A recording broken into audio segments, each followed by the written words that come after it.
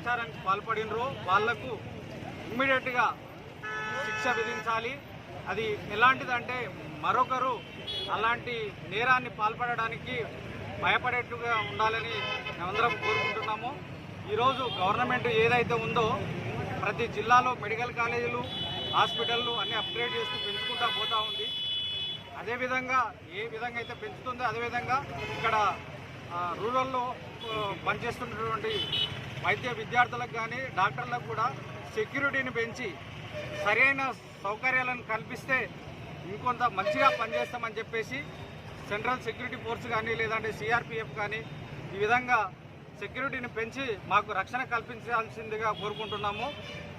ముఖ్యంగా ఈ not only డాక్టర్ల యొక్క అంటే సమస్య, ఇది సమాజం యొక్క ఒక పెద్ద సమస్యగా మారింది. ఎందుకంటే ఈ రోజుల్లో ఆడపిల్లలు ముఖ్యంగా విద్యార్థులు విద్యార్థినులు అందరూ గవర్నమెంట్ కూడా బేటీ బచావో బేటీ పడావో అని చెప్తా ఉంది, నిదానాలు ఇస్తుంది, కానీ వారికి సరైనటువంటి రక్షణ అనేది సమాజంలో కల్పించట్లేదు.